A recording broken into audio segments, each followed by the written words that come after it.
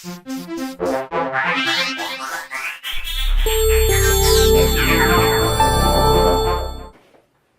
there, it's Donna from Heart of the Matter Professional Organizing, and I'm here with Adele today.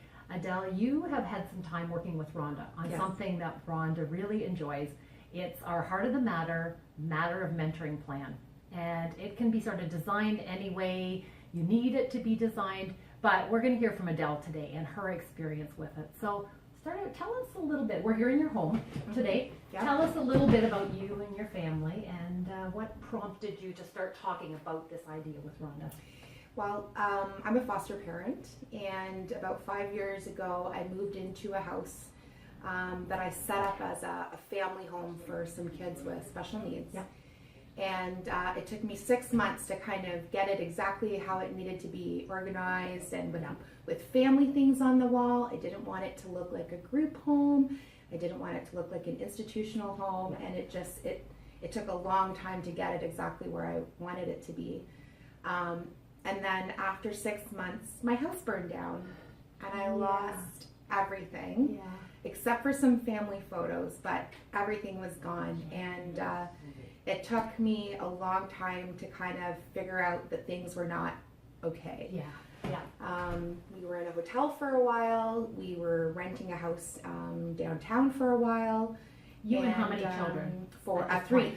Two and then three. One moved in the process of all of this happening. In the aftermath of the fire. And then we moved here, and it was supposed to be temporary, and we were storing up things for moving again. And we were living in boxes, and we were making do with this and that. And that 3 months turned into 6 months, turned into a year, turned into 2 years, and next thing I knew, I was living in a mess.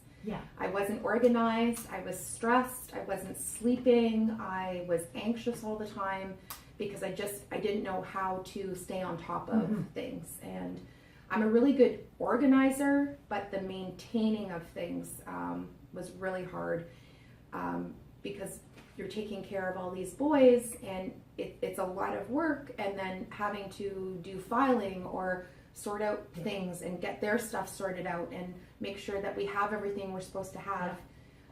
It ended up being too much. And so I contacted Heart of the Matter to come and give me a hand when I started realizing it was beyond my capabilities. Well, and I remember initially meeting you at that point, and it was the physical space, but emotionally you were just, like as you said, like kind of even just grieving the fact that I thought we were moving and I thought it was going to be different. Right. And it wasn't quite the way you thought. I mean, not that it was bad, it was what it was. Yes. So you jumped into this with Rhonda. Yes. And she walked through every room of the house and to kind of get a bigger picture of what we had and what spaces we had and how we were doing things. And then she and I brainstormed for a little while on how to set up things and what was possible.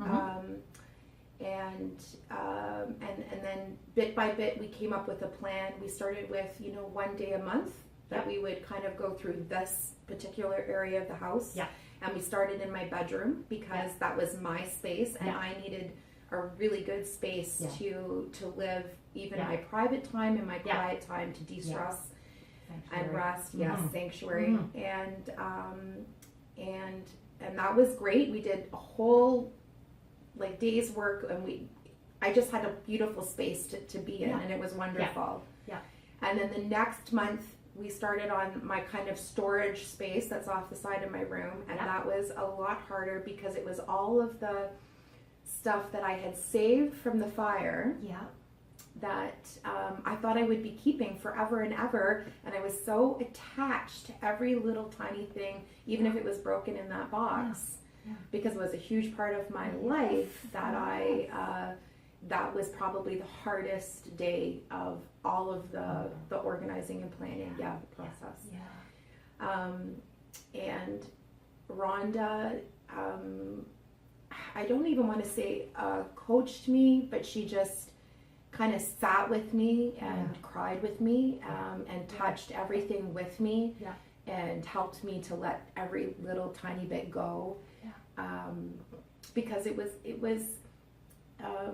a lot of it was so damaged or so covered in mold from the fire, and I had it in these boxes, and I didn't want to part with it. A lot of it was my grandmother's, my family's, and she sat with me and helped me to make those decisions that I had to make, and she allowed me to make the decision to let it go, but she helped me to make that decision. So that was the hardest part of the journey. And then once that was completed, that horrible day, I found that it was much easier to go through the rest of the rooms through the house, step by step. And we had a plan. Okay, next month we're gonna work on all of your closets and storage spaces, and then that next month we're gonna do the kitchen. We're gonna do the kitchen area, and we're gonna come up with a plan. And then so room by room, we were able to organize things, and not just organize them, but put them into order so that, I live with 3 boys. My house is very messy. But when it's a mess, we know where everything goes. Everything is labeled. Adele, does everything have a home? Yes. Everything has a place. I think anybody who's listening, that's what I'm trying to get, that catchphrase is everything needs a home. Everything has a home. That helps. Yeah. We all get out of control, right? Yes. But when it's time to tidy up, everything broken record has their place. A home. Yeah. And that's a huge stress off me, because I don't have to think about, where am I going to put this now? Yeah. I know where it goes. Yes. I know exactly where it goes. Well, let's jump ahead. Sorry, I don't want to interrupt you. Nope. But let's jump ahead a little bit to then, once you got your physical space sort of in order around here, and that's what we want to chat a little bit about today, was that, okay, you sat down with Rhonda and actually started looking at like deadlines, family deadlines that you had, paperwork that you had to prepare, all that sort of thing, to get some of that out of your head and into a plan. Right. Can you give us just a little snapshot of that part of the project? Yes. So I'm a foster parent, and so I live with a lot of policies and procedures that we have to meet every day. Yeah. We have medication logs, we have daily logs, we have medical logs, we have travel logs, we have tons of paperwork just for one day to be done. And then we have all the additional stuff that we have to do. We have to have a meal calendar, we have to have a daily plan, we have to, all the children of the home, as well as some of the staff that support us, need to know what the daily schedule is like. And I was doing it all from my head, because that's how I had learned to cope over the last couple years. And so Rhonda sat down with me, and she made a list of what needed to be done every day, what needed to be done every week, what needed to be done every month, and what needed to be done every year. And how many times a day, and how many times a week, month, year. And from that, we were able to put a schedule together. So I've got my weekly schedule here that's all color-coded. Underneath the plastic tablecloth. Yes, so plastic to protect it, but everyone can see it. For sure. And everything's color-coded. What do we do on holidays is here. What do we do on weekends is here.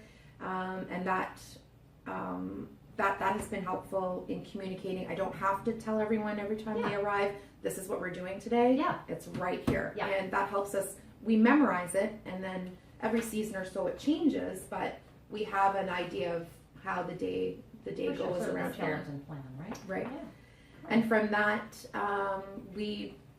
from this, because Rhonda sat down with me and did this with me, I was able to put our whole meal calendar together. Which is huge, I bet. Right. Because that just doesn't go away, does it? No. Meal prep thing for any of us, whether we're foster moms or wherever we are in life, right? Yeah. Yes. Yeah. And so I see this is very cool. We have breakfast and lunch. There's options there usually because the boys are at school. And they make their own breakfast and lunch. And usually I'm in charge of dinner.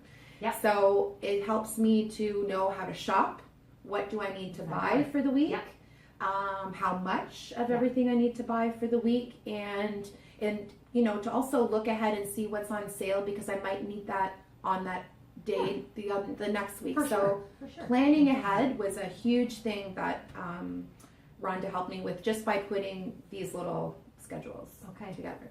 Well, that's great. So we're pretty well out of time for today, but the one thing I just wanted to sort of reinforce, and you said for so long you were holding so much of this in your head, you know, and as women, as people in general, that works for a while, and we do okay with it, but do we have to? Do we have to hold everything? Yes. And what about if you're down sick with the flu and one of your support members is here, or the boys, or whatever? Yeah. If everything is here, that is an added stress to our hearts. Yeah. Yes. When everything is that way. And one little note that I've noticed, Donna, is that by me being able to do this, the boys are able to, one, follow a schedule, plan ahead, and make their own schedules for their own lives. They're actually following my example in how they do things. Yeah. So, and that's a huge blessing, because it's going on to the next. That's it. Well, exactly. Right? And that's what mentoring is all about, right? I mean, you were at a point in your life where there was a lot of hard stuff, and you're an intelligent woman. You knew a lot of this stuff, but yet to just have someone come alongside, be your cheerleader, I needed it. and it was okay. And now you're in a better place with that, and in turn are modeling that to your family. So that's wonderful. thanks. I appreciate you chatting with me today about the matter of mentoring.